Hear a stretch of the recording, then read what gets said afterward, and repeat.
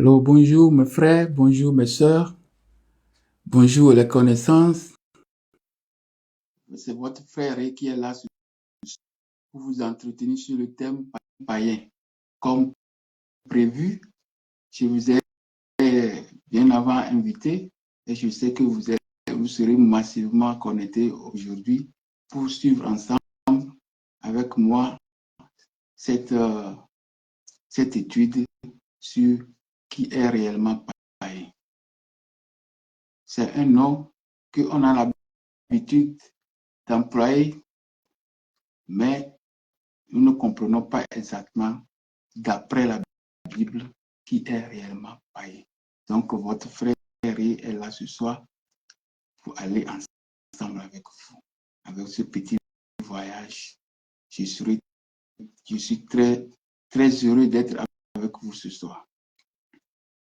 Le thème païen, c'est un thème très fondamental. La Bible a beaucoup de fois parlé de païen.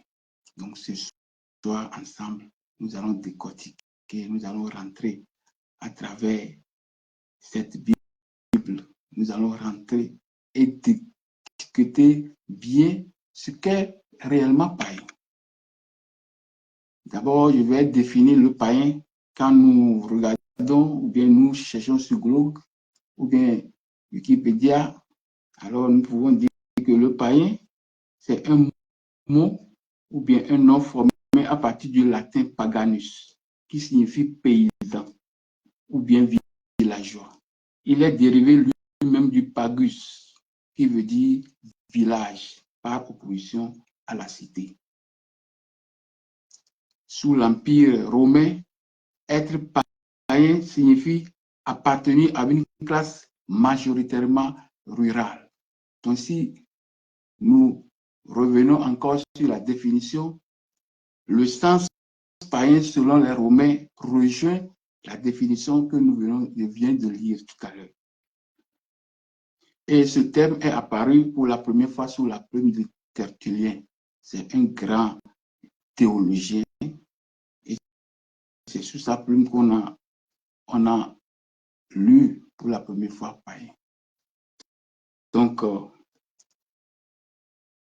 résumé, le païen, c'est un nom péjoratif donné par les chrétiens du premier siècle aux adorateurs de multiples dieux et ceux qui ne sont ni juifs, ni chrétiens, et par après, ni islam ou bien ni musulmans.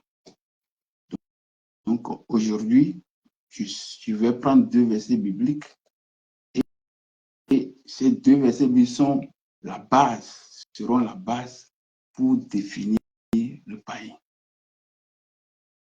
Nous allons dans Éphésiens 2, versets 11 à 12. C'est les deux versets que je vais utiliser. C'est les deux versets de base, mais beaucoup de versets viendront pour étayer cette étude. Je lis dans Louis II, Éphésiens 2, 11 à 12. C'est pourquoi vous, autrefois païens dans la chair, appelés incirconcis, par ce qu'on appelle circoncis et qui le sont en la chair par la main de l'homme. Souvenez-vous que vous étiez en ce temps-là sans Christ, privés de droit de cité en Israël, étrangers aux alliances de la promesse, sans espérance et sans Dieu dans le monde. Voilà les deux versets de base. Dans ces deux versets, on est en train d'énumérer, ou bien de caractériser, ou bien d'identifier celui qui est païen. Donc, l'étude va se passer sur 6 points. Et les 6 points, je les ai pris dans ces deux versets que je viens de lire. Le premier point est païen. Païen, c'est celui qui l'est dans la chair. On est païen dans la chair. D'après ce que je viens de lire dans 2 Éphésiens, Éphésiens plutôt 2, versets 11 à 12. C'est pourquoi autrefois païens dans la chair, appelés incirconcis, parce que ce qu'on appelle circoncis et qui le sont dans la chair. Donc, premier, le païen, c'est celui qui l'est dans la chair. C'est une marque. Et de deux, païen, celui-là qui est privé de droit de cité en Israël. Le troisième point, le païen, il est sans Christ, il est sans Dieu et il est étranger aux alliances de la promesse. Et le cinquième point, c'est il est sans espérance. Et le sixième, il est sans Dieu.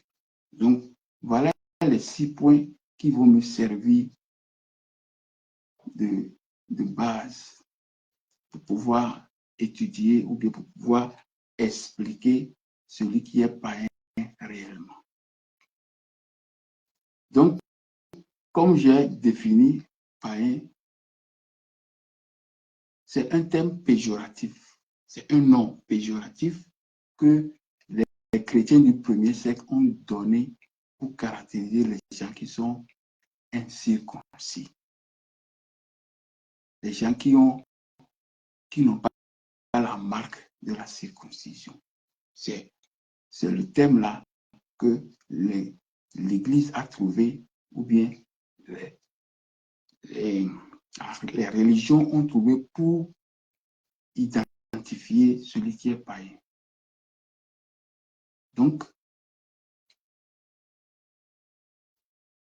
dans le début, le païen n'est pas un mot qui est employé avant Jésus-Christ. Le païen n'est jamais employé. C'est un terme tardif. C'est un terme récent. Quand je dis tardif, c'est tardif, ça vient après. Et récent, c'est ce qui est plus proche de notre époque aujourd'hui. Donc, le païen, c'est celui-là que les chrétiens ou bien les juifs ou bien les musulmans ont identifié comme adorateur de plusieurs dieux. Voilà ce que la Bible nous a dit. Et c'est ça que nous avons reçu. Et c'est ça que nous avons pris et nous identifions. Nous utilisons ce terme pour identifier celui qui est païen. Donc, chaque fois, quand on parle de païen, on se retourne directement à l'Afrique. Et on dit que les Africains sont des adorateurs de plusieurs dieux. Mais aujourd'hui, nous allons décortiquer, nous allons aller en profondeur pour savoir qui est réellement païen. Le païen, je suis maintenant dans le premier point. Le païen, celui qui l'est dans la chair, celui qui n'a pas la marque de la circoncision. Donc, je vais essayer d'étudier avec vous la marque de la circoncision, c'est quoi? La marque de la circoncision, c'est quoi? Nous allons lire dans Genèse 17, verset 9 à 14 et verset 23 à 27. Genèse 17.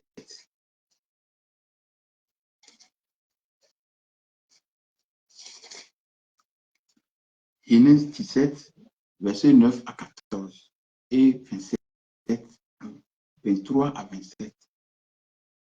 Le titre que je lis ici, c'est la circoncision instituée. Voyez. Dieu dit à Abraham, toi, tu garderas mon alliance, toi et tes descendants après toi, selon leur génération. C'est ici mon alliance que vous garderez entre moi et vous et ta postérité après toi. Tout mâle parmi vous sera circoncis. Tout mâle parmi vous sera circoncis.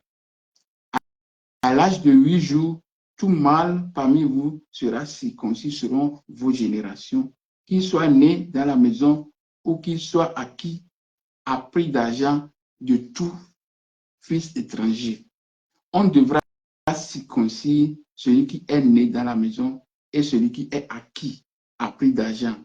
Et mon alliance sera dans votre chair, une alliance perpétuelle. Un mâle incirconcis qui n'aura pas été circoncis dans la chair sera exterminé du milieu de vous. Voilà l'alliance de la circoncision. Tout mâle sera circoncis. Donc, c'est quoi la circoncision? Exactement. C'est quand on fait l'ablation du prépuce. Tout mâle doit être circoncis en faisant l'opération chirurgicale, en enlevant le prépuce. Je vais lire. On va aller ensemble dans Exode 4. Exode 4, versets 24 à 26. Exode 4, versets 24 à 26. Pendant le voyage, en lieu où Moïse passa la nuit, l'Éternel l'attaqua et voulut le faire mourir. Séphora prit une pierre aiguë, coupa le prépuce de son fils et le jeta aux pieds de Moïse en disant: Tu es pour moi un époux de sang. Et l'Éternel le laissa. C'est alors qu'elle dit époux de sang à cause de la circoncision.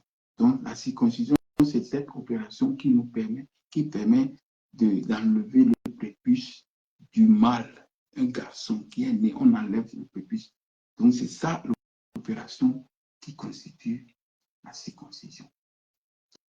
Donc le païen est identifié premièrement par celui qui est circoncis, celui qui a la marque dans la chair, parce que c'est la main de l'homme qui fait ça. C'est la main de l'homme qui fait ça, qui fait cette marque dans la chair. Vous voyez, c'est la main de l'homme. Donc, quand Abraham quitte Babylone ou Chaldée, c'est dans la région d'Irak aujourd'hui. Quand Abraham a quitté là-bas, Dieu lui a parlé et il est descendu jusqu'à Canaan. Il est descendu jusqu'à Canaan. Donc, c'est là-bas que Abraham a eu la révélation de la circoncision.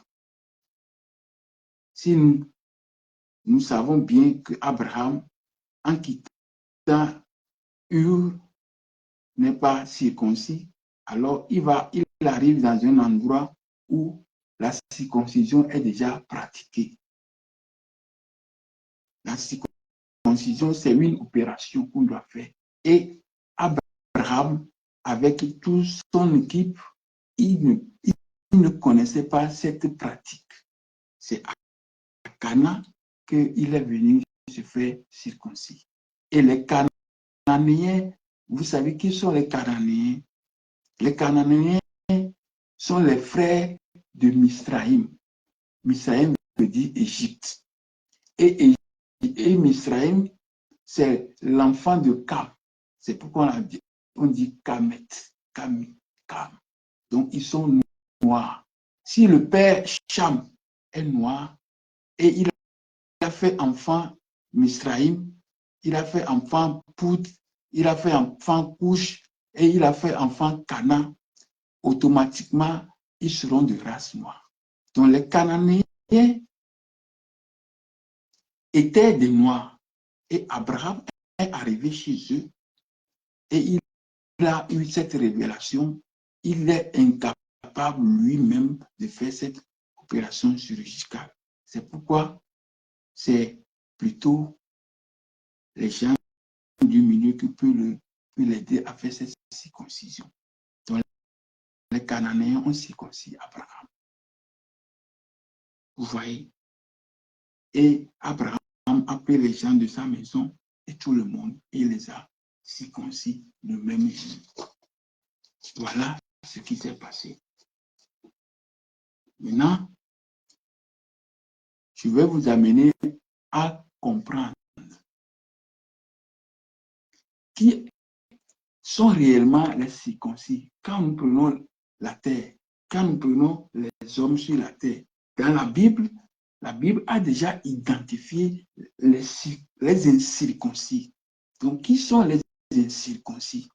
Nous allons lire ceci dans Ézéchiel 32, le verset 7 à 19. Ézéchiel 32, verset 7 à 19.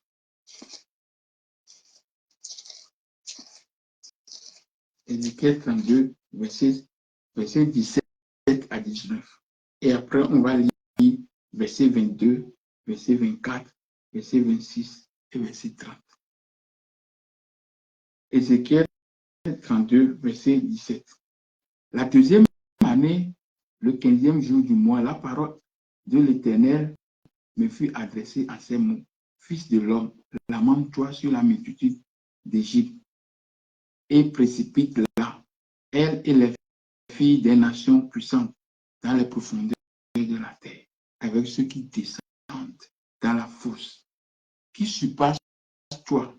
Qui surpasse-tu en beauté? Descends et couche-toi avec les incirconcis. Donc, l'Éternel s'adressa à Ézéchiel de faire des plaintes complaintes sur l'Égypte. Et il dit que l'Égypte va descendre dans la fosse et il va se coucher dans le séjour des morts avec les incirconcis. Maintenant, qui sont déjà là, parce qu'on dit ah, il va descendre dans la fosse et il sera dans le séjour de moi avec les incirconcis. Mais maintenant, au verset 22, on dit que là, il y a la Syrie. Vous connaissez la Syrie. La Syrie, c'est le nom de la Syrie actuelle. Donc, on parle des habitants. La Syrie, on dit que dans le séjour, il y aura les Assyriens là-bas, au verset 22. Et le verset 26, on dit, le verset 24, dans le séjour des morts là, il y aura aussi Elam. Et dans le séjour des morts, il y aura Mesek et Tubal. Donc, je vais expliquer qui est Assyrien. Les Assyriens sont des gens qui habitent le nord de la Syrie actuelle et un peu du sud d'Irak. Vous voyez, c'est ça la Syrie. Et Elam, c'est totalement maintenant la Babylone, c'est ça qu'on appelle Elam, c'est les Elamites qui habitaient là-bas. Donc, la complainte de Ézéchiel dit à Égypte, Pharaon, que vous allez descendre pour aller coucher avec les incirconcis. Donc, ils sont descendus pour aller coucher avec les incirconcis qui sont déjà dans le séjour. Donc, vous voyez, quand vous prenez le globe terrestre, vous voyez la position de ces pays ou bien de ces nations que je viens de citer, Assyriens, Élam. Et puis après, on parle de Mesek et Tubal. Dans Genèse 10, la table des nations, on dit table des nations, c'est là-bas qu'il y a la cartographie des peuples sur la terre. C'est là-bas. Donc, les Tubal, les Mesek et Tubal, ce sont des gens, ce sont ceux qui habitent dans le nord. Tubal, Mesek, Tubal, c'est eux, ils habitent dans le nord, au niveau actuel et en haut de la mer Noire. Voilà, c'est les gens là, on parle de ces gens. Et quand nous regardons sur la carte, le peuple qui habite là-bas, ce sont des Indo-Européens, n'est-ce pas? Ce sont des Indo-Européens. Le verset 29, on dit là, sera aussi des Édom, les Édomites. Vous comprenez? Les Édomites, ce sont aussi des gens qui constituent aujourd'hui la chrétienté. Nous disons très souvent que l'Église, la chrétienté est de l'Europe, est occidentale. Donc, tous ces clics, c'est eux qu'on appelle Édomites. Et la complainte dit que l'Égypte sera couchée parmi les incirconcis. Égypte, c'est là-bas que Abraham est arrivé. Quand il a quitté où il est arrivé à Canaan. Et les Cananéens sont des frères des Égyptiens. Donc, ce qu'on fait en Égypte, c'est ça qu'on fait aussi à Canaan. Et pour adorer Dieu, on doit adorer Dieu avec des circoncis. Vous voyez. Donc, c'est pourquoi Abraham est descendu pour se faire circoncis. Malgré qu'il est descendu pour se faire circoncis, là où il a quitté dans la Bible, on n'a pas dit qu'ils sont des circoncis, mais on les appelle encore les incirconcis. Assyrie et là, on les appelle les incirconcis. Maintenant, on a ajouté aussi Méchec et Tubal. Et après, on aura aussi Édomites, ceux qui forment la chrétienté aujourd'hui. Et après, je lis le verset 30. Là sont les princes du Septentrion et tous les Sidoniens. Donc, les princes du Septentrion, c'est le nord, c'est le grand nord. Donc, le peuple qui habite là-bas, le grand nord, nous le connaissons aujourd'hui. Nous connaissons bien le peuple qui sont dans le grand nord aujourd'hui de l'Europe. Aussi, ils sont des incirconcis. On parle aussi des Sidoniens. Les Sidoniens, c'est là où il y avait Byblos, Tyr, je peux dire la Jordanie, la Syrie, c'est là-bas qu'on appelle Sidonie. Là où les Phéniciens ont habité dans le temps, en haut là-bas. C'est là-bas qu'on appelle aussi Sidonie. Donc, tous ces gens sont des incirconcis. Parce que avant que Abraham arrive, il n'est pas circoncis. Et pour se faire circoncire, c'est quelqu'un qui doit faire cette pratique. Et c'est seulement les gens qui faisons déjà la circoncision qui peut le circoncire. Donc, c'est ça. C'est comme ça que les choses sont passées. Donc, nous sommes en train de voir les gens qui sont circoncis. Voilà les gens qui sont circoncis. Qui sont incirconcis plutôt. Voilà les gens qui sont incirconcis. Ils sont des Assyriens. Ils sont de Élam, Babylone, Irak, tout ça là. Ils sont Méshec et Tubal, c'est en bas, Mède, Azov, Égypte, tout ça là-bas. Et puis ils sont aussi des Édomites, les cliques de Romains, gréco-romains. C'est eux qui sont les Édomites. Et après, on parle aussi des princes du Nord, en Russie, en haut là-bas. Vous voyez, c'est là-bas les gens qui sont incirconcis. Et après, il y a aussi les Sidoniens.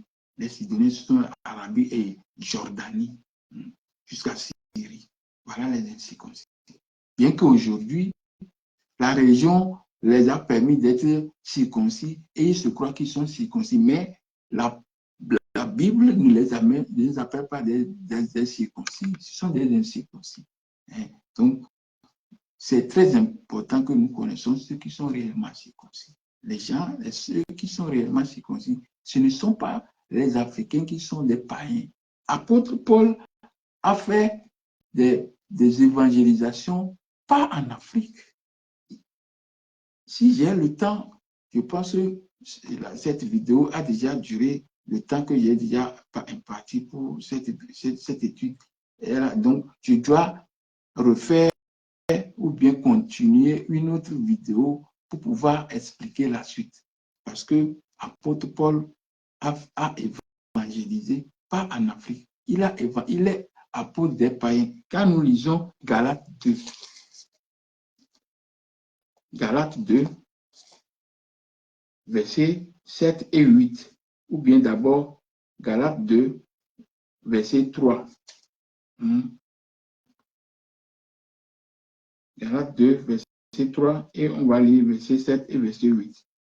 Dans Galates 2, verset 3, apôtre Paul avait comme compagnon, c'est-à-dire un païen grec qui est Tite. Qu'est-ce qu'on dit à propos? On dit, mais Tite, qui était avec moi et qui était grec, ne fut pas même contraint de se faire circoncis. Tite, c'est un grec et il n'est pas circoncis. Vous voyez? Je dis aussi, apôtre Paul est apôtre des païens. Païen veut dire aussi incirconcis, parce qu'on vient de le voir maintenant que celui qui est païen, c'est les incirconcis. Ceux qui n'ont pas la marque dans la chair. Vous voyez? Donc, ce sont les incirconcis. Au contraire, je lis Galates 2, versets 7 et 8. Au contraire, voyant que l'évangile m'a été confié pour les incirconcis, comme à Pierre pour les circoncis. Vous voyez. Car celui qui a fait Pierre apôtre des circoncis a aussi fait de moi apôtre des païens. Donc, apôtre Paul est apôtre des païens. Il n'est pas venu en Afrique, même pas en Égypte. Il a sillonné l'Europe. Il a sillonné l'Asie. C'est les contrées que je viens de vous définir tout à l'heure dans Ézéchiel 32. Les gens, les incirconcis. Donc, apôtre Paul est passé par Rome. Apôtre Paul est passé par Macédoine. Il est allé en Asie. Il est allé à Athènes. Et si nous regardons maintenant dans la Bible, les lettres de l'apôtre Paul, les lettres qu'il a fait, il a fait des lettres aux Romains, il a fait des lettres aux Corinthiens, il a fait des lettres aux Galates, il a fait des lettres aux Éphésiens, aux Colossiens et aux Thessaloniciens. Tous ces contrées se trouvent parmi sont dans Ézéchiel 32 que je viens de lire. Quand on parle, on dit Romain. Apôtre Paul est à Rome, Rome, Italie, apôtre Paul était là-bas. Apôtre Paul est allé au Corinthe. Corinthe, c'est une ville de la Grèce. C'est une ville de la Grèce. Galate aussi est une galaxie est une région située au centre de l'Anatolie. L'Anatolie, c'est la Turquie actuelle. Vous voyez. Il a écrit aussi des lettres aux Éphésiens. Éphésiens, c'est aussi, il est situé en Turquie, Asie mineure. C'est là-bas, là, Éphésiens, les Éphésiens. Et Philippe aussi, c'est une aussi contrée qui est aussi dans la Grèce antique. Et il a écrit aussi une lettre aux Colossiens. Les Colossiens aussi, c'est une ville antique de Phrygie, elle-même ville de Turquie. Vous voyez. Et la lettre aussi aux Thessaloniciens. La Thessalonique, c'est aussi une ville de Grèce. Vous voyez. C'est ça.